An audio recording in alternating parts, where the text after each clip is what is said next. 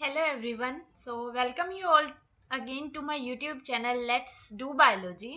तो as you can see कि आज मैं NII के जो अभी एंट्रेंस टेस्ट आने वाला है उससे रिलेटेड कुछ इंपॉर्टेंट क्वेश्चन को डिस्कस करूंगी, ठीक है, सो दैट आपका प्रैक्टिस भी हो जाए एंड ऑल्सो आपको पता भी लग जाए कि आपने कितना पढ़ा है और आप कितना अच्छे से क्वेश्चन सोल्व कर पा रहे हो।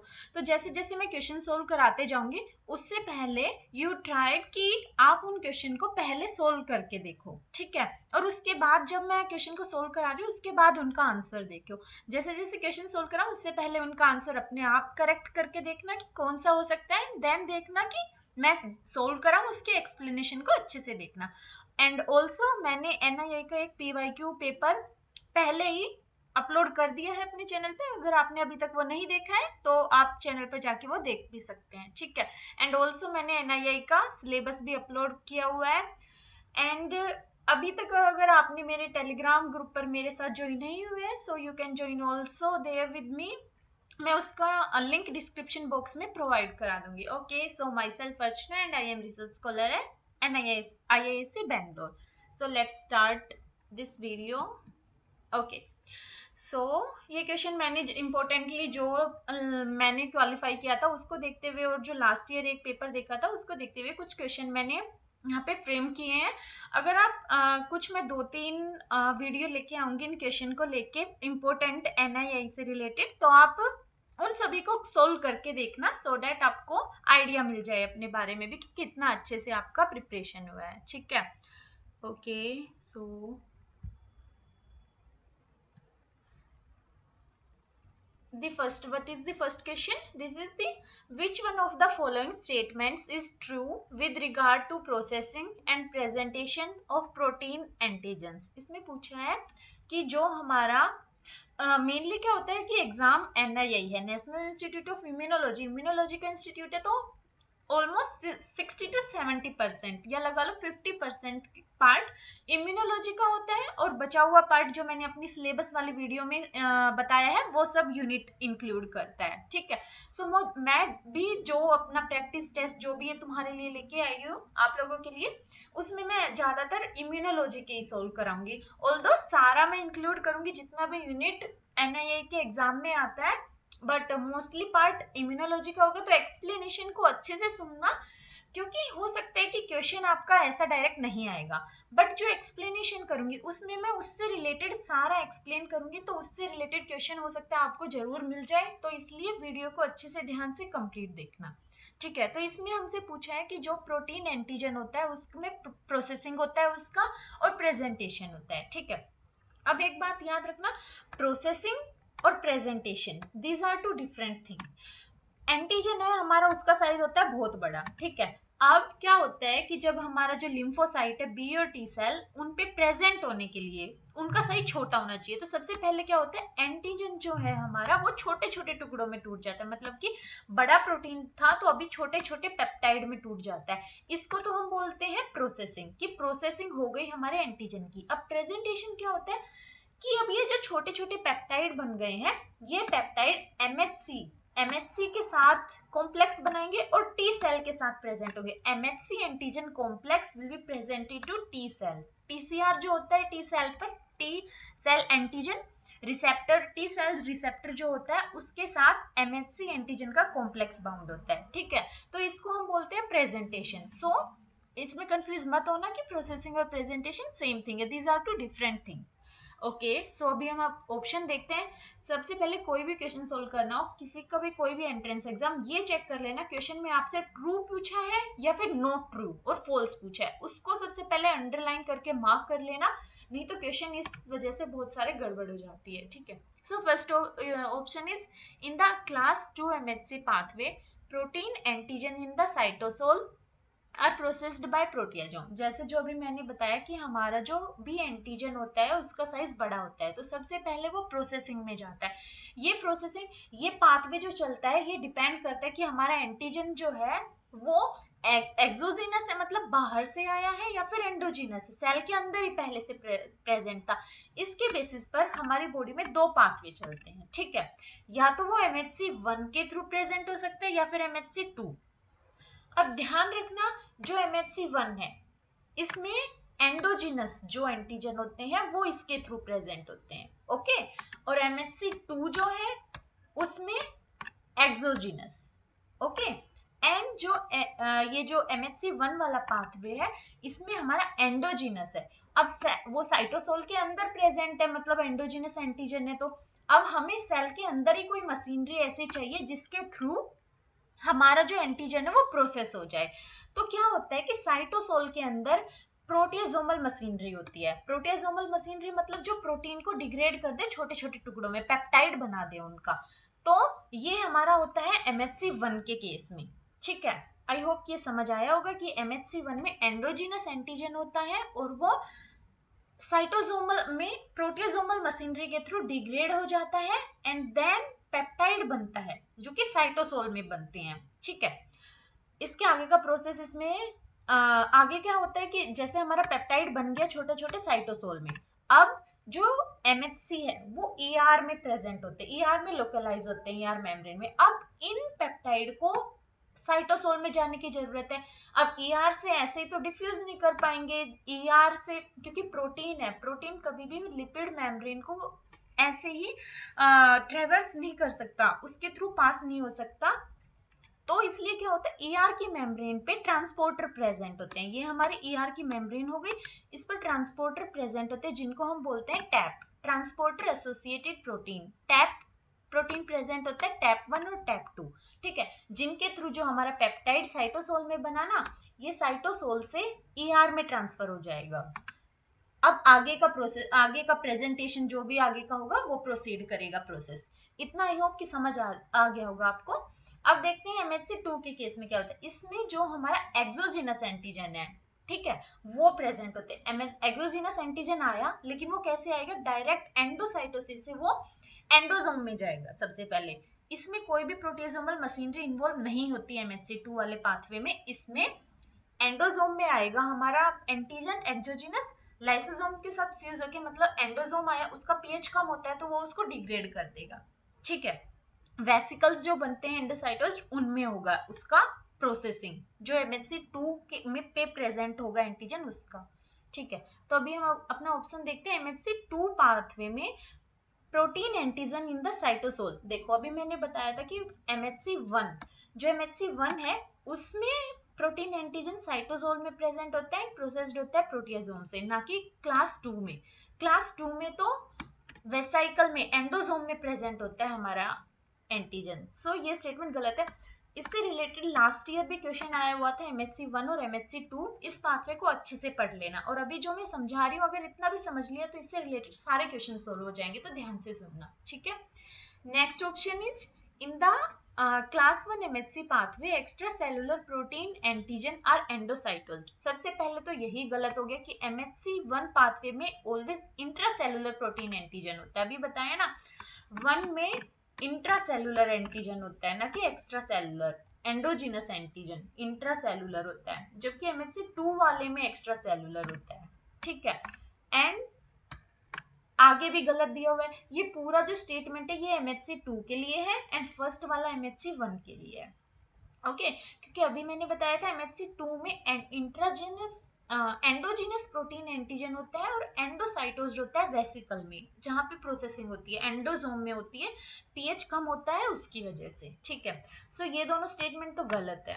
Next statement, in the class 1 MHC pathway TAP protein is required for translocating processed peptides generating in the cytosol.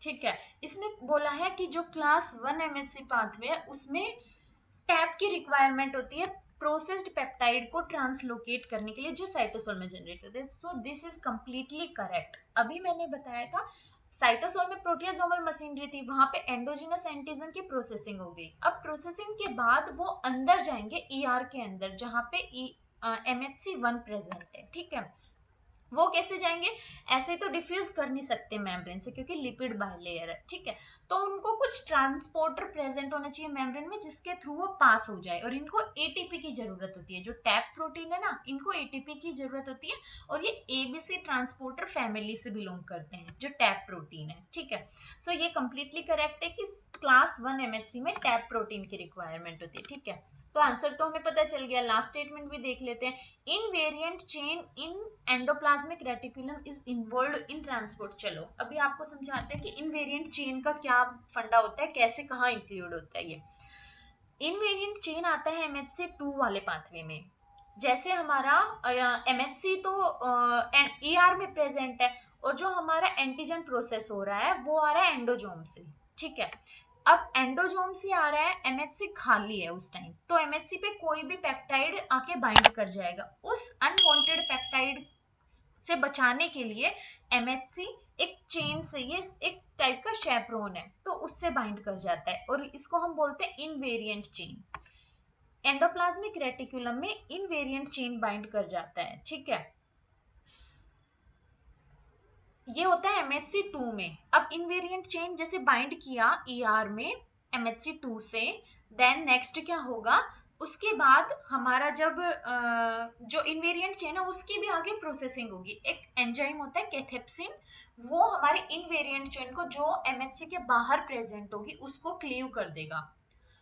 तो ओनली पार्ट जो बचेगा इनवेरिएंट चेन का वो MHC के साथ बाउंड होगा, उसको हम बोलते हैं क्लिप, ठीक है।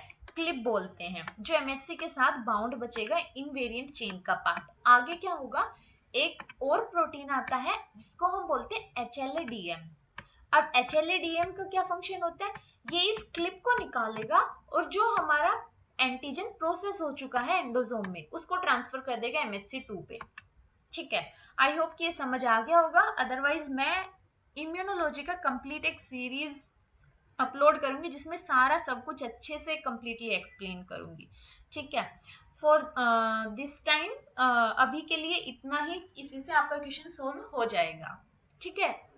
अगर इतना इंफॉर्मेशन समझ नहीं आया हो तो वीडियो के एक बार फिर से पीछे करना और पूरा रिवाइंड करके देखना, अच्छे से समझ आ जाएगा, ठीक है। तो invariant chain in ER is involved in transport of peptide and loading of class 1। तो ये तो यही गलत हो गया, क्लास 1 में नहीं होता, इनवेरिएंट चेन क्लास 2 में इन्वॉल्व होता है, ठीक है।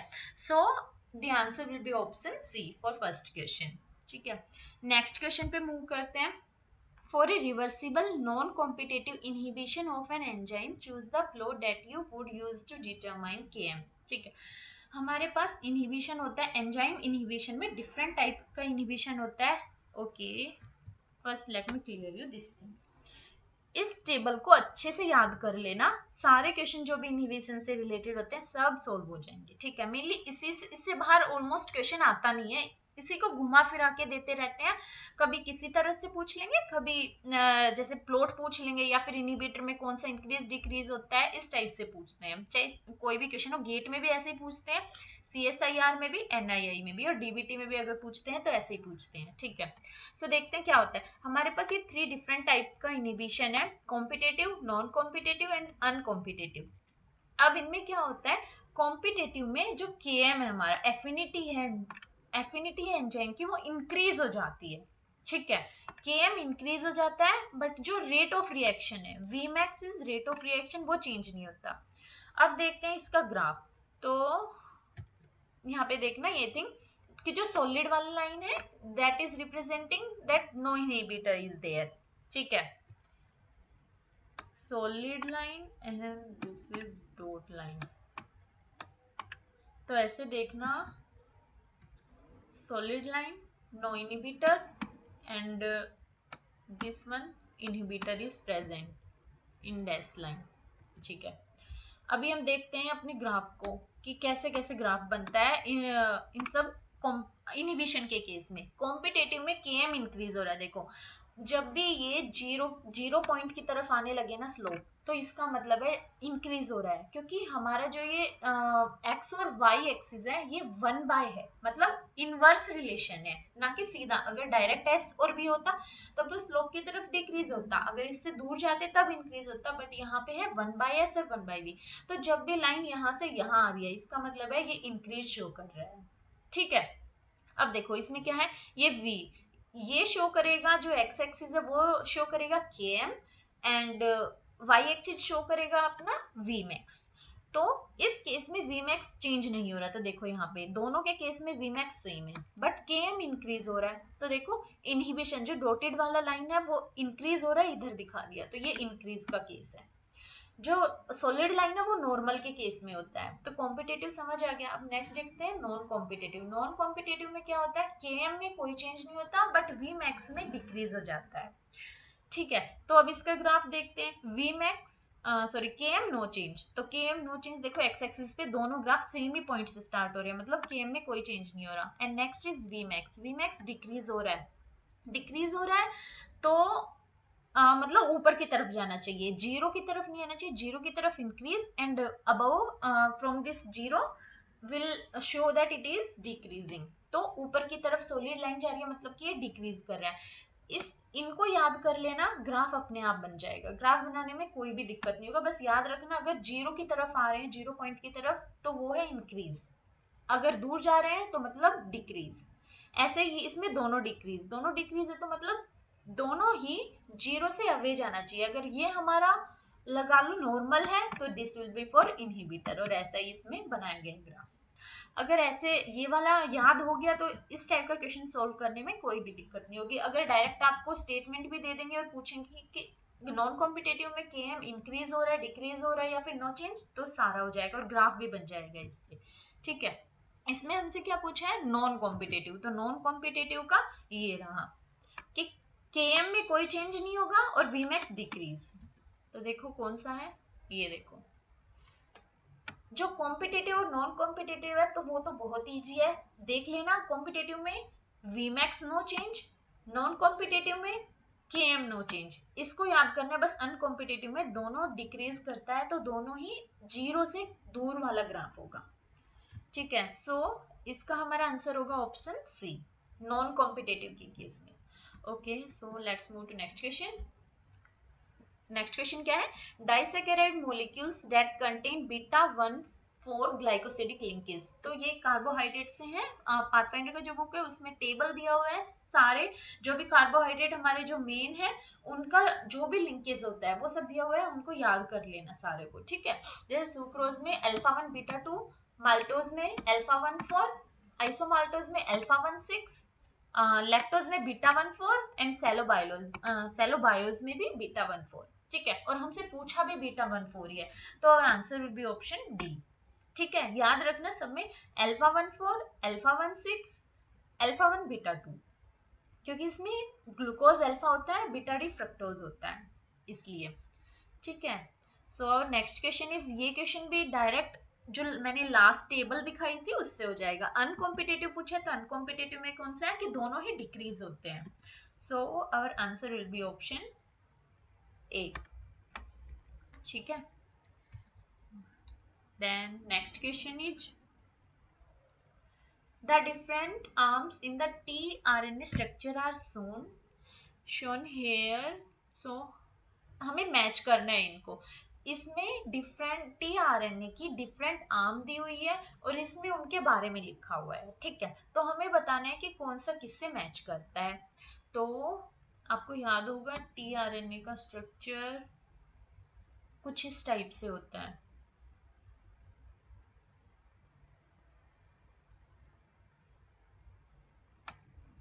ठीक है, this is 5' and and this is 3' and, और यहाँ पे हमारा होता है सी सी ए, इसको हम बोलते हैं एक्सेप्टर आर्म।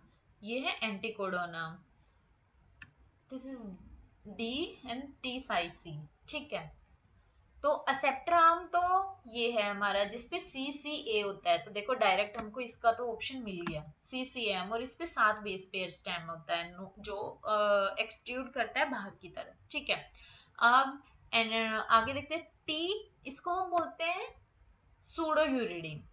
ठीक है, सूडोयूरिडीन तो इसका ऑप्शन हो जाएगा 4, और डी होता है डाईहाइड्रोयूरिडीन। ये हमारे बेस है जो जिनमें थोड़ा थोड़ा चेंज कर दिया। नॉर्मल जो बेस होता है यूरिडीन उसको सूडोयूरिडीन बना दिया, यूरिडीन में डाईहाइड्रोयूरिडीन, जो डबल बॉन्ड था उसमें 2 H जोड़ दिए तो उससे डाईहाइड्रो मतलब 2 हाइड्रोजन आ गया। ठीक है, तो इसका ऑप्शन ये।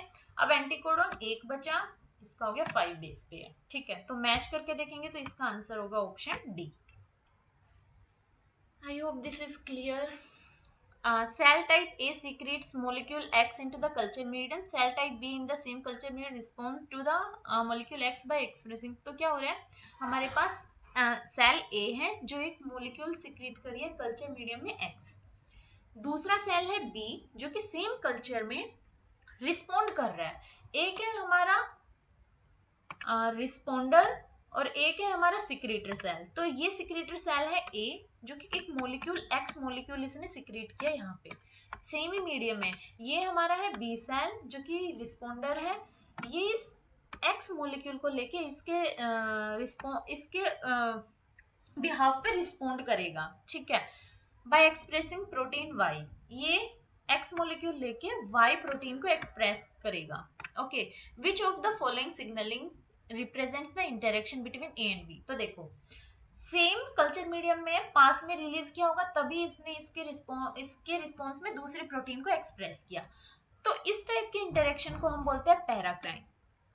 ऑटोक्राइन कब होता, जब ये ए सेल एक्स मॉलिक्यूल को रिलीज करती और अपने पे ही एक्ट करके कुछ और फंक्शन करती, मतलब सेल्फ खुद पे ही एक्ट करती। जक्स्टाक्राइन होता जब ये दोनों अटैच होते, कुछ टाइप का इंटरेक्शन होता दोनों में। ठीक है, किसी भी कोई भी इंटरेक्शन हो सकता है, मतलब दोनों अटैच टाइप से होती। इंट्राक्राइन उसके अंदर ही, सेल के अंदर ही। तो इससे रिलेटेड मैंने एक वीडियो अपने चैनल पे ऑलरेडी अपलोड कर दिया है, तो अगर आपने इंटरेक्शन समझ नहीं आया हो अभी तक तो आप उसको भी देख सकते हैं। ठीक है, आई थिंक उसको देख के अगर समझ नहीं आया है तो ये बहुत अच्छे से क्लियर हो जाएगा। Different type of interaction, endocrine, juxtacrine, autocrine, paracrine, everything. The next question is, in eukaryotic replication helicase loading occurs in all replicators during। तो हमारा जो रेप्लिकेशन होता है डीएनए का, उसके होने से पहले हेलिकेज की लोडिंग होती है जो हमारे डीएनए के जो दो स्ट्रैंड है ना उनको अलग अलग करता है। ठीक है, उसकी हेलिकेज की लोडिंग होती है रेप्लिकेशन होने से पहले। और रेप्लिकेशन होने से पहले वाला कौन सा फेज होता है, जीवन, क्योंकि एस फेज में रेप्लिकेशन होता है और जीवन फेज उससे पहले होता है। तो जीवन फेज के टाइम पे ही हेलिकेज की लोडिंग हो जाती है। तो याद रखना हेलिकेज की लोडिंग होती है जीवन फेज में। Okay, which of the next question is, which of the following statement regarding clonal selection hypothesis is not correct। एक क्लोनल सिलेक्शन हाइपोथेसिस दिया था, इम्यूनोलॉजी से रिलेटेड है, उसके बारे में नॉट करेक्ट, इनकरेक्ट पूछा है। इनकरेक्ट कौन सा होगा, तो पढ़ते हैं। पहले बताती हूँ, मैं समझाती हूँ कि क्लोनल सिलेक्शन हाइपोथेसिस होता क्या है। हमारे पास कोई भी, मेरा ये सेल था बी सेल, जब इसका ये बोन मैरो में बना, ओरिजिनेट हुआ, उसके बाद इसने pro cell, pre cell, different stages होना स्टार्ट कर दी। जब ये इमैच्योर के टाइम पे आया, इमैच्योर, इसने डिवाइड करना स्टार्ट किया। ठीक है, फिर जब ये जाता है सेकेंडरी लिम्फोइड ऑर्गन में, ठीक है, तो वहां पे ये एंटीजन के साथ इंटरेक्ट करता है। ठीक है, और जब एंटीजन के साथ डिफरेंट एंटीबॉडी सिक्रीट होगी, लेकिन जो टाइप का एंटीबॉडी एंटीजन के साथ इंटरेक्ट करेगी वो एंटीबॉडी वो बी सेल प्रोलिफरेट होना स्टार्ट कर देगी। ठीक है, जिस बी सेल के बीसीआर के साथ हमारा एंटीजन इंटरेक्ट हुआ है वो प्रोलिफरेट होना स्टार्ट कर देगी और आगे वही एंटीबॉडी सिक्रीट करेगी।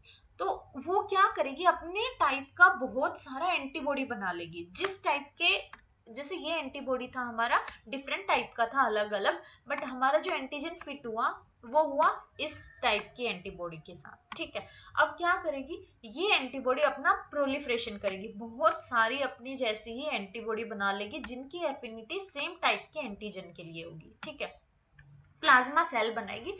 वो प्लाज्मा सेल, ये प्लाज्मा सेल बनाएगी जिसमें से कुछ एंटीबॉडी बनेगी, मतलब रिलीज एंटीबॉडी, और कुछ मेमोरी सेल बनेगी जो कि आगे सेकेंडरी जब रिस्पॉन्स आएगा हमारा, वो सेम एंटीजन फिर से जब अटैक करेगा तो उस टाइम वो मेमोरी सेल एंटीबॉडी सिक्रीट करना स्टार्ट कर देगी। ठीक है, तो ये बी सेल जिसपे हमारा एंटीजन इंटरेक्ट करा वो प्लाज्मा सेल बना के एंटीबॉडी और मेमोरी सेल सिक्रीट करना स्टार्ट कर देगी। ठीक है, अब इसमें ऑप्शन क्या क्या दिया है, mature B lymphocytes bear Ig receptor on their cell surface, ठीक है, and all receptor on a single B cell have variable specificity for antigen, ये गलत दे दिया। ये सही बोला कि जो बी लिम्फोसाइट है वो आईजी रिसेप्टर बियर करती है अपनी सेल सरफेस पे, बट जो एक सिंगल बी सेल है, एक बी सेल है, इस पे जितना भी रिसेप्टर होगा ना, सबकी सेम एंटीजन के लिए स्पेसिफिसिटी होगी, ना कि वेरिएबल स्पेसिफिसिटी होगी। ओके, याद रखना कि एक बी सेल की स्पेसिफिसिटी सेम एंटीजन के लिए होती है, ना कि वेरिएबल स्पेसिफिसिटी होती है कि डिफरेंट डिफरेंट स्पेसिफिसिटी होगी कि एक ज्यादा बाइंड कर जाए एक कम बाइंड करे, ठीक है। स्पेसिफिसिटी सेम टाइप की होगी अगर एक बी सेल है तो उसके सारे रिसेप्टर की। ओके, नेक्स्ट इज, तो ये तो गलत है। On antigen stimulation B cell matures, okay, migrate to lymphoid organ, जो अभी मैंने बताया कि सेकेंडरी बी सेल जो है वो बोन मैरो में बनेगी, जब एंटीजन स्टिमुलेट करेंगे माइग्रेट कर जाएगी सेकेंडरी लिम्फोइड ऑर्गन में और वहां पे रेप्लिकेट करना स्टार्ट कर देगी। अब जब वो रेप्लिकेट कर रही है बी सेल, अब उनके पास जो एंटीजन आएगा वो बी सेल प्लाज्मा सेल बना के प्रोलिफरेट करना स्टार्ट कर देगी। Its clonal descendant bear the same receptor as parental cell, बिल्कुल सही है कि मेरी इस बी सेल से ये जितने भी डिसेंडेंट बन रहे हैं इन सब का जो रिसेप्टर है वो सेम टाइप का होगा जो इसके पेरेंट का था, इन सब के पेरेंट का था। And secret antibodies with identical specificity, एकदम सही है कि जो भी ये एंटीबॉडी है ना ये सेम टाइप के एंटीजन के साथ बाइंड करेंगी और इनकी स्पेसिफिसिटी सेम होगी, तो दिस ऑप्शन इज करेक्ट, ठीक है। Next is B cells with receptor for self antigens are deleted during embryonic development, yes, अगर हमारी बॉडी में खुद के ही एंटीजन के खिलाफ बी सेल एंटीबॉडी बनाना स्टार्ट कर देगी तो वो तो डिलीट करना जरूरी है, नहीं तो हमारे खुद की बॉडी के हमारे सेल्फ ही एंटीजन हमारी खुद की सेल ही डिट्रेशन में चली जाएगी, मर जाएगी, इसलिए B cell with receptor for self antigen are deleted. Next is, तो ये भी करेक्ट है, after immune response, more B cell bearing receptor will remain in the host and act as memory cell for mounted enhance, ठीक है।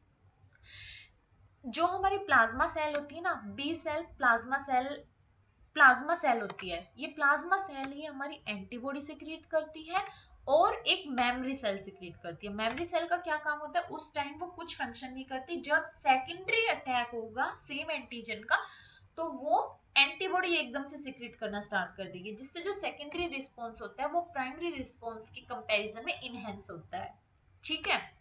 और याद रखना primary response के टाइम पे जो एंटीबॉडी मेनली बनता है वो होता है आईजीएम, ठीक है, और जो सेकेंडरी रिस्पॉन्स के टाइम होता है वो आईजीजी, और उसका अमाउंट बहुत ज्यादा होता है सेकेंडरी रिस्पॉन्स के टाइम आईजीजी का। तो इसमें गलत कौन सा मिला, हमें सिर्फ एक ही ऑप्शन मिला है, first. Next question is in eukaryotes precursors of MI और एसआई आरएनए, तो ये तो सबको याद रहता है कि जो आरएनए पोल 1 है वो एमआरएनए बनाता है, ठीक है, मेनली सॉरी आरआरएनए, जो आरएनए पोल 1 है वो rRNA, pol 2 mRNA, 3 is tRNA, are second is M, जो हमारे मेन 3 टाइप के आरएनए हैं उनका बता रही हूँ अभी मैं, ठीक है, ये तो याद रहता है। अब जो एसआई और एमआई आरएनए जो हमारे आरएनए इंटरफेरेंस में इन्वॉल्व होते हैं वो भी सिर्फ पोल 2 से बनते हैं, ओके, याद रखना है इसको।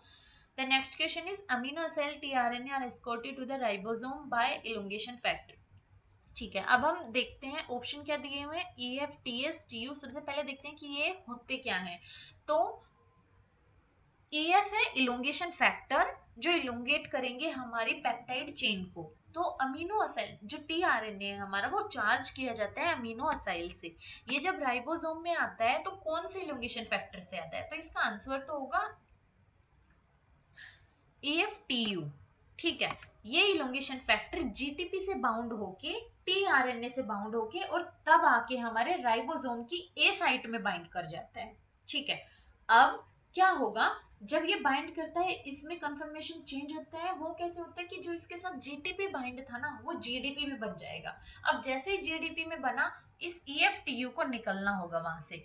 अब जो EFTS है वो आएगा और इस EFTU को लेगा और एक्सचेंज करा देगा उस GDP को GTP से जो हाइड्रोलाइज हो गया। ठीक है, अब फंक्शन आएगा बाद में EFG का। EFG का फंक्शन होता है ट्रांसलोकेशन में। जैसे हमारा पेप्टाइड चेन ए में आ गई, ठीक है, पेप्टिडाइल ट्रांसफरेज ने फंक्शन कर दिया, हमारा पेप्टाइड चेन ए में आ गई, टीआरएनए से अटैच है। अब वो ए साइड से हमारी पेप्टाइड चेन अब जानी है, जैसे 3 होता है ना, ई पी और ए। एक टीआरएनए यहाँ था, इस पे हमारा पेप्टाइड चेन बड़ा सा बाइंड था। टीआरएनए नया आया, यहाँ पे EFTU लेके आया इसको। अब ये चेन यहाँ पे ट्रांसफर हो जाएगी, जो कि काम होता है पेप्टिडाइल ट्रांसफरेज का। ये टीआरएनए खाली हो गया, ये अब चला जाएगा ई साइट में, एग्जिट साइट में। ठीक है, अब आ गया यहाँ पे, ये इधर बाइंड किया, पेप्टाइड बॉन्ड बन गया। अब जो ये टीआरएनए है, ये साइड खाली हो गई क्योंकि यहाँ वाला टीआरएनए इधर चला गया। अब ये टीआरएनए भी यहाँ पे जाना होगा, तो ये ट्रांसलोकेशन कराता है EFG। ठीक है, आई होप कि इन तीनों का फंक्शन क्लियर होगा अभी आपको। TU लेके आता है इस टीआरएनए को GTP से बाइंड होके। अब वो GTP GDP में हाइड्रोलाइज GTP हाइड्रोलाइज हो जाएगी, GDP बन जाएगा। अब उस GDP को फिर से GTP बनाना है, वो काम होता है TS का। जब ये रिलीज हो जाएगा EFTU, तो TS इस पे GDP को एक्सचेंज कर देगा GTP से। ओके, अगर किसी भी क्वेश्चन को समझने में आपको दिक्कत हो रहा हो या फिर मेरे समझाने में प्रॉब्लम हो रहा है, तो यू कैन क्लियरली और frankly tell me in comment box. Okay, and guys, if you haven't subscribed yet my YouTube channel, then please subscribe my YouTube channel, Let's Do Biology, and also refer my channel to your friends so that they can also get benefit. And if you will subscribe my channel, and I will get more views, and then I will get motivated by. And also please comment that if you are liking or not liking, or which part you are liking or not, whatever you are thinking about my videos or me. Okay, the next question is, the end products of glycolysis include ATP. And product glycolysis का include ATP। तो ये question तो बहुत easy से है, सीधा सा है, सब किसी को पता होता है कि जो ग्लाइकोलिसिस होता है उसमें हमारा फाइनल प्रोडक्ट क्या बनता है, एक तो पायरुवेट होता है, फाइनली ATP बनता ही है, और उसके साथ हमारा बनता है NADH, जो ग्लिसरॉल्डिहाइड से 1,3 बाइफॉस्फोग्लिसरेट वाला स्टेप होता है, उसमें बनता है NADH। ठीक है, और pyruvate is our final product of glycolysis. So NII में आपको टेंशन लेने का बिल्कुल जरूरत नहीं है, एंट्रेंस का बहुत इजी सीधे सीधे क्वेश्चन आते हैं। ठीक है, आप इजीली आराम से सोल्व कर पाओगे, और मैं यहाँ पे आपको प्रैक्टिस करा रही हूँ, तो सारी वीडियो को अच्छे से देखना। अभी मैं और वीडियो अपलोड करूंगी इसके बाद, उनको भी अच्छे से सारी को देखना। ठीक है, सो डेट आपका प्रैक्टिस भी हो जाएगा, और कुछ चीजें हो सकता है आपको नहीं पता हो, वो नई भी चीज कुछ पता चल जाएगी, और अगर नहीं पता भी होगा तो रिफ्रेश हो जाएगी। ठीक है, और ये भी पता चलेगा किस टाइप के क्वेश्चन आते हैं। ओके, फिर से हमारा MHC का क्वेश्चन आ गया, which of the following is not true. इसमें भी पूछा है not true for class 1 MHC protein. MHC class 1 protein are polymorphic, ये बिल्कुल सही है। पोलीमॉर्फिक का मतलब होता है डिफरेंट फॉर्म होती है MHC की, जैसे ह्यूमन में होता है HLA, A, B, C, DP, DQ, DR, ये डिफरेंट फॉर्म होती है, तो उसको हम बोलते हैं पोलीमॉर्फिक, इसलिए MHC को। TCR recognize MHC class 1, okay, completely correct. Like MHC1 जो है वो CD4+ जो कोरिसेप्टर होता है, सॉरी CD8+ कोरिसेप्टर के साथ रिकॉग्नाइज किया जाता है, TCR जो रिकॉग्नाइज करता है। ठीक है, MHC1 protein are displayed on the surface of nucleated vertebrate cell, एकदम करेक्ट है। जो MHC1 होता है ना, वो न्यूक्लिएटेड वर्टिब्रेट सेल के सरफेस पर होता है। MHC1 डिस्प्ले होती है सारी न्यूक्लिएटेड सरफेस पर, जितनी भी सेल न्यूक्लिएटेड है ना, सब पे MHC1 होता है। और जो MHC2 है वो हमारा मेनली होता है APCs पर, मतलब एंटीजन प्रेजेंटिंग सेल। ये क्वेश्चन अगर आप इम्यूनोलॉजी कहीं भी बोलोगे ना, चाहे इंटरव्यू हो या एग्जाम, इंटरव्यू में तो हर जगह आता है। मैं इम्यूनोलॉजी बोलती थी मेरे से हर जगह, चाहे मेरे IISc का दिया हो या NII का इंटरव्यू दिया हो, हर जगह पूछते थे कि APCs कौन कौन सी होती है। आई नो कि very easy, it is very easy, but still आपको हो सकता है नहीं भी पता हो, तो याद रखना हमारे पास 3 मेनली प्रोफेशनल APC होती है। ठीक है, macrophages, dendritic cell, okay, macrophages, dendritic cell, and third is B cell. ये 3 हमारा प्रोफेशनल एपीसीज होती है जिनपे MHC2 प्रेजेंट होता है। Last option is beta 2 microglobulin is covalently associated. Okay, MHC1 क्या होता है, इसमें होता है एक अल्फा चेन, दूसरी अल्फा चेन, एक तीसरी अल्फा चेन, ये 3 अल्फा चेन है, और एक यहाँ पे बीटा 2 माइक्रोग्लोबुलिन अटैच होती है जो कि नॉन कोवेलेंटली अटैच होती है, और यहाँ पे हमारा होता है पेप्टाइड ग्रुप। याद रखना MHC1 में अल्फा 1 और अल्फा 2 के बीच में पेप्टाइड ग्रुप होता है जहां पे पेप्टाइड बाइंड करेगा, सो हमारा एंटीजन, और ये है अल्फा 3।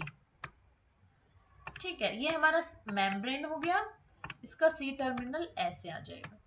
ये बीटा 2 माइक्रोग्लोबुलिन कोवेलेंटली अटैच होता है। ऐसे ही अगर मैं MHC2 की बात करूं तो उसमें होता है अल्फा 1, अल्फा 2, बीटा 1, बीटा 2। तो अल्फा 1 और बीटा 1 का जो ग्रुप, बीटा 1 जो होता है वो बाइंड करते हैं पेप्टाइड से। एक और बात, ये जो अल्फा 3 है ये बाइंड करता है CD8 पॉजिटिव, टी सेल पे जो CD8 पॉजिटिव कोरिसेप्टर है ना उससे अल्फा 3 बाइंड करता है। और MHC2 के केस में यहाँ पे होता है बीटा 2, वो बाइंड करता है CD4 पॉजिटिव कोरिसेप्टर से।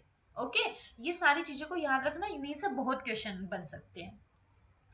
तो इसमें क्या दिया हुआ है, beta 2 microglobulin covalently, beta 2 microglobulin covalently नहीं अटैच होती है, नॉन कोवेलेंटली अटैच होती है। ठीक है, तो ये ऑप्शन हमारा गलत है, तो this will be the answer. इसमें नॉट ट्रू पूछा है और सब हमारा ठीक था। ठीक है, then next question is which of the following tumour cell origin with a nomenclature. ये क्वेश्चन ना हर जगह आता रहता है, तो इसको अच्छे से देख लेना, इसलिए मैंने यहाँ पे डाला है कि और भी सारे एग्जाम में आपकी बहुत हेल्प करेगा। CSIR में भी आता है, गेट में भी आता है। ठीक है, तो इसमें ट्यूमर सेल का ओरिजिन दिया हुआ है और उसको मतलब कौन से पार्ट में होती है, कौन से सेल में होती है, और उसको हम क्या बोलते हैं, मसल सेल। तो मसल सेल को हम बोलते हैं सार्कोमा, और एपिथेलियल वाले को कार्सिनोमा। ये दो याद रखना, ये दो याद रख लिया ना, चाहे कितनी भी डिफरेंट टाइप की आपको ट्यूमर सेल दे दे सबका आप कर पाओगे। मसल सेल का सार्कोमा एंड एपिथेलियल सेल का कार्सिनोमा। आगे जो WBC होती है उसको हम बोलते हैं ल्यूकेमिया, क्योंकि देखो लिम्फोसाइट WBC में आता है ना, उसी से रिलेटेड है ल्यूकेमिया। ओके, एंड बचा हुआ जर्म सेल हो गया हमारा टीरेटोकार्सिनोमा। टीरेटोजन तो सुना होगा, हार्मफुल सब्सटेंस जो होते हैं ना, जो इन्फेंट बेबी के लिए बहुत हार्मफुल होते हैं, फीटस के लिए मेनली, सॉरी इन्फेंट नहीं फीटस के लिए, जो मदर वोम में होते हैं उनके लिए वहां पर बहुत हार्मफुल होता है, तो उससे रिलेटेड लगा लेना। तो क्या याद रखना है, muscle cell sarcoma, epithelial cell carcinoma. ठीक है, okay, so our answer will be option D, इनको मैच करेंगे तो। ओके, ये क्वेश्चन मैंने अलग से डाला है क्योंकि मैंने जैसे अपना जो PYQ वाला वीडियो था उसमें भी बताया था कि इस टाइप का क्वेश्चन बहुत सारा आया हुआ था, इसलिए मैंने सोचा कि इस टाइप का आपका प्रैक्टिस हो जाएगा। और मैं अपने टेलीग्राम ग्रुप जो है वहां पे भी इस टाइप का क्वेश्चन मैंने पहले भी जैसे NIA का प्रैक्टिस 1 टेस्ट लिया था उसमें भी एक ऐसा क्वेश्चन डाला था। ठीक है, तो आई विल सजेस्ट यू कि अभी तक आपने मेरा टेलीग्राम नहीं ज्वाइन किया तो आप कर सकते हो, मैं वहां पे डिफरेंट क्विज भी कंडक्ट कराती हूँ, डेली क्वेश्चन भेजती रहती हूँ।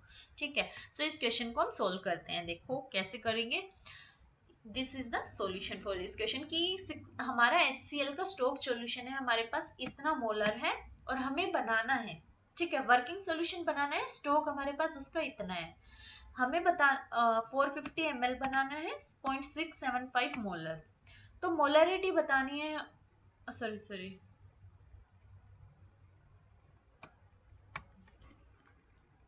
wait a second,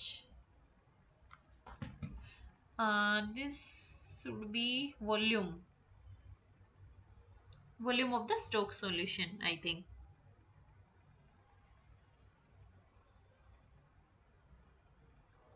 Okay, sorry, I did some mistake in this question. So this is the volume. ठीक है, ये हमारा वॉल्यूम है। ओके, ये वॉल्यूम है हमारे पास स्टोक सॉल्यूशन का और हमें बनाना है 450 ml ऑफ 0.675 मोलर। तो इसका मोलरिटी बताना है, स्टोक सॉल्यूशन का मोलरिटी कितना होगा। तो ये करेक्ट कर लेना, this is V1 and this is M1। मैंने V1 माना है स्टोक को और V2 माना है मतलब जो 1 वाला प्रेजेंटेशन दिया है that I have given to stock, और जो 2 वाला दिया है वो दिया है वर्किंग को। तो ऐसे ही आप दे लेना V1 M1 M2 V2 ऐसे करके, ठीक है। This is ML। Okay, then this also will be M1। हमें M1 कैलकुलेट करना है, और ये हमारा M1 आ गया मोलैरिटी। बस क्या करना है इसमें, फॉर्मूला लगा देना, M1 V1 M2 V2 दोनों को इक्वल कर देना, और जो उसमें से 3 आपको दिया होगा वैल्यू, एक निकालना होगा जो कि नहीं दिया होगा। बहुत इजीली सॉल्व हो जाते हैं इस टाइप के। आपको आई थिंक 1-2 क्वेश्चन तो आई एम होपिंग कि इस ईयर भी मिल जाएगा। तो क्वेश्चन बहुत इजी होता है कि 3 वैल्यू दिया हुआ होगा, एक निकालना होगा, ठीक है। तो इस टाइप के क्वेश्चन आपने अपने प्रैक्टिकल में भी सोल्व किए होंगे जब एक्सपेरिमेंट करते हैं उस टाइम पे, ठीक है। Okay, so next question is the enzyme responsible for somatic hypermutation. एक प्रोसेस होता है सोमेटिक हाइपरम्यूटेशन, ये होता है बी सेल में हमारा, ठीक है। तो हम देखते हैं, सबसे पहले मैं आपको समझाती हूँ कि होता क्या है। सोमेटिक हाइपरम्यूटेशन मतलब सोमेटिक सेल में हो रहा है और हाइपरम्यूटेशन बहुत ज्यादा लेवल पे म्यूटेशन हो रहा है। तो म्यूटेशन क्या लाता है, वेरिएबिलिटी लाता है। और हम अपना बी सेल में एंटीबॉडी में क्या चाहते हैं, वही तो चाहते हैं कि वेरिएबिलिटी आए, क्योंकि डिफरेंट एंटीजन होते हैं, उन सभी के लिए एंटीबॉडी चाहिए। वो कैसे आएगी, इतना ज्यादा तो बन नहीं सकती ना, जीन इतना बड़ा है, तो वो किससे आएगी, वेरिएबिलिटी से, ठीक है। और वो वेरिएबिलिटी आती है इस प्रोसेस से, सोमेटिक हाइपरम्यूटेशन। और इससे एक और प्रोसेस होता है एफिनिटी मैच्योरेशन, कि मतलब अब एफिनिटी हो गई, हमारी जो एंटीबॉडी है उनके पास बहुत ज्यादा एफिनिटी बढ़ गई उनकी, ठीक है, सोमेटिक हाइपरम्यूटेशन से। और ये होता कैसे, एक एंजाइम होता है एड, दिस वन, इसका आंसर होगा ए। तो ये क्या करता है, एक्टिवेशन इंड्यूस्ड साइटिडिन डीएमिनेज। जो हमारा साइटिडिन है, साइटोसिन है, उसको डीएमिनेट कर देगा, मतलब उसमें से NH2 निकाल देगा। और साइटोसिन के डीएमिनेशन से आप सबको पता है क्या बनता है, यूरेसिल, यूरेसिल बन जाएगा। अब क्या हुआ, वेरिएशन आ गया ना, कि नॉर्मल पेरेंटल में साइटोसिन प्रेजेंट था, अब यूरेसिल आ जाता है। और जो हमारा मशीनरी है, रिपेयर मशीनरी है, वो इसको ठीक नहीं कर पाता, तो उससे वेरिएबिलिटी आता चला जाता है, और हमारे पास डिफरेंट टाइप का एंटीबॉडी बनता है। और ये जो मेनली वेरिएशन आता है ना, ये सोमेटिक हाइपरम्यूटेशन होता है वेरिएबल रीजन में, ठीक है। कांस्टेंट रीजन से थोड़े एंटीबॉडी, क्योंकि एंटीबॉडी का वेरिएबल रीजन ही तो है जहाँ पे एंटीजन बाइंड करता है, ठीक है ना। तो वेरिएबल रीजन में इसको भी याद रखना, क्वेश्चन भी आ सकता है, सोमेटिक हाइपरम्यूटेशन एंटीबॉडी के कौन से रीजन में होता है, तो ये होता है हमारा वेरिएबल रीजन में। और वेरिएबल रीजन दोनों में ही होगा, लाइट और हैवी चेन, ठीक है। I hope this thing is clear. Somatic hypermutation variable region में होता है, और एंटीबॉडी का डाइवर्सिटी जनरेट करने में हेल्प करता है, जिससे एफिनिटी मैच्योरेशन आता है, और ये एड एंजाइम होता है, उससे होता है। So answer will be option A. Okay, so for this video, this is the last question. What is this? The MHC. हाँ, okay. एक ये एक्सपेरिमेंट है हमारा, मैं आपको बता देती हूँ इसमें क्या लिखा हुआ है। एक एक्सपेरिमेंट किया था इन 2 महान इंसानों ने, हमारे साइंटिस्ट ने, जिंकरनैगल एंड डोहर्टी। इन्होंने क्या बताया था कि जो एंटीजन रिकॉग्निशन होता है हमारा टी साइटोटॉक्सिक सेल से, वो एग्जिबिट करता है एमएचसी रिस्ट्रिक्शन। एमएचसी रिस्ट्रिक्शन मतलब जब हमारा खुद का एमएचसी होगा ना, सेल्फ एमएचसी, ओनली तभी ये एंटीजन को प्रेजेंट कर सकता है T cell. Okay, I hope this thing is clear. इसलिए मैं सबसे पहले आपको एक्सपेरिमेंट समझाती हूँ कि इन्होंने किया क्या था। एक माइस लिया जिसने, जिसका एमएचसी था H2K, दिस इज हैप्लोटाइप, ठीक है। ये था एलसीएम वायरस से इन्फेक्टेड। अब इन्होंने उससे स्प्लीन निकाला, और स्प्लीन से टीसी सेल लिया, मतलब साइटोटॉक्सिक टी सेल लिया, और उसको मीडियम में डाला। अब उन्होंने इस मीडियम में क्रोमियम डाल दिया, ठीक है। अब क्रोमियम डिफ्यूज कर जाएगा सेल के अंदर, ये परमेबल हो जाएंगे हमारे सेल, परमेबिलिटी हम इनको बढ़ा देते हैं, जिससे ये देखो 51 रेडियो लेबल क्रोमियम, ठीक है, अंदर चला जाएगा सेल के। अब क्या होगा, जो सेल की लाइसिस होगी उनमें तो हमारा क्रोमियम बाहर निकल जाएगा, तो हमें पता चल जाएगा। अब जो सेल लाइसिस नहीं होगी उनमें क्रोमियम बाहर नहीं निकलेगा। अब ये हमारी नॉर्मल सेल है, H2 के टारगेट सेल, नॉर्मल सेल जो कि इन्फेक्टेड नहीं है किसी भी वायरस से, किसी भी एंटीजन से, किसी से भी इन्फेक्टेड नहीं है, नॉर्मल जो सेल है। लेकिन इसका जो MHC है वो सिमिलर है हमारा माइस के से जहां से हमने स्प्लीन लिया था, ठीक है। हमारा जो एमएचसी पे एंटीजन का प्रेजेंटेशन होता है टी सेल के साथ, वो तभी होता है जब ये एमएचसी सेम होगा हमारे सेल्फ एमएचसी से, ठीक है। इसमें देखो H2 के MHC तो सेल्फ है और इन्फेक्टेड भी है हमारी टारगेट सेल, तो यहाँ पे अब आगे मैं बताऊंगी प्रोसेस इसका क्या होगा। यहाँ पे देखो हैप्लोटाइप डिफरेंट हो गया, मतलब कि टी सेल प्रेजेंटेशन नहीं होगा। याद रखना इस टाइप के डिफरेंट क्वेश्चन आते हैं, आगे भी मैं कुछ क्वेश्चन कराऊंगी जिसमें हैप्लोटाइपिंग से रिलेटेड और क्वेश्चन बताऊंगी, वो बहुत इंपॉर्टेंट है। इसका क्वेश्चन अभी भी लास्ट ईयर आया हुआ था, ठीक है। तो इसमें हैप्लोटाइप डिफरेंट हो गया, इसलिए टी सेल प्रेजेंटेशन नहीं होगा एमएचसी एंटीजन कॉम्प्लेक्स के साथ। इन्फेक्टेड जरूर है ये सेल, लेकिन हैप्लोटाइप डिफरेंट हो गया, एमएचसी डिफरेंट है, सेल्फ एमएचसी नहीं है, नॉन सेल्फ एमएचसी है। और हमने यहाँ पे क्या बोला था, एंटीजन रिकॉग्निशन तभी होगा टीसी सेल से जब वो एग्जिबिट करेगा MHC restriction, self MHC bound होगा एंटीजन से। अब ये तो हो गया नॉर्मल सेल टारगेट सेल, तो इसमें नो लिसिस क्योंकि इन्फेक्टेड नहीं है। अब इन्फेक्टेड नहीं है तो हमारा एंटीजन भी नहीं आएगा और कुछ भी नहीं होगा आगे, चाहे एमएचसी सेल्फ हो बट एंटीजन नहीं है तो टी सेल पे प्रेजेंट क्या होगा, सही सीधी सी बात है ना। इसलिए क्रोमियम रिलीज नहीं होगा क्योंकि लाइसिस नहीं होगा, क्योंकि नॉर्मल सेल है, एंटीजन है ही नहीं। अब इस केस में एलसीएम इन्फेक्टेड है, मतलब एंटीजन तो है ही और सेल्फ एमएचसी और है, सेल्फ एमएचसी भी है और एंटीजन भी है, तो सेल्फ एमएचसी एंटीजन से बाइंड करके टी सेल पे प्रेजेंट हो जाएगा वो एंटीजन और लाइसिस करा देगा वो सेल का, तो इसलिए क्रोमियम बाहर रिलीज हो जाएगा। तो इससे हमें पता चल गया कि जब हमारा एंटीजन टीसी सेल से बाइंड है और सेल्फ एमएचसी है, तभी वो प्रेजेंटेशन कर रहा है, रिकॉग्नाइज कर रहा है एंटीजन को। एंटीजन तभी रिकॉग्नाइज किया जा रहा है जब टी सेल सेल्फ एमएचसी से बाइंड करेगा। अब ये भी देख लेते हैं कि जब नॉन सेल्फ एमएचसी था लेकिन इन्फेक्टेड था तब क्या हुआ। तो देखो इस केस में तो कोई लिसिस नहीं हुआ, मतलब कि हमारा एमएचसी जो है वो रिस्ट्रिक्टेड है। सेल्फ एमएचसी जब होगा, सेल्फ एमएचसी जब होगा तभी लाइसिस होगा, ठीक है। I hope this thing is clear. So इस क्वेश्चन में यही है, पूरा का पूरा एक्सपेरिमेंट यही है। यहाँ से आपको इसमें पूछा है कि क्रोमियम रिलीज होगा कौन से सुपरनेटेंट में, तो मैंने ये एक्सप्लेन किया। तो कौन से में हो रहा है, H2 के LCM भी। ये देखो ये मैंने QB से लिया है और क्वेश्चन सेम आया हुआ है, ठीक है। तो आई hope this video will help you for your entrance exam, और आई एम होपिंग कि आप सबका एंट्रेंस एग्जाम क्लियर हो जाए। अगर आपने अच्छे से पढ़ा है तो डेफिनेटली आपका होगा, ठीक है। इसलिए पूरी मेरी सारी वीडियो को देखना। और अगर एंड इंपॉर्टेंट थिंग जो मैंने पहले भी बोला था कि वीडियो को पहले पॉज करके आंसर खुद से देना और देन एक्सप्लेनेशन को देखना, ठीक है। सो for today this much only. Thank you so much for watching my video from starting to till last. Please like, share, comment and please subscribe my channel Let's Do Biology, and also telegram group को भी आप मेरे join कर सकते हैं। I will provide the link in description box.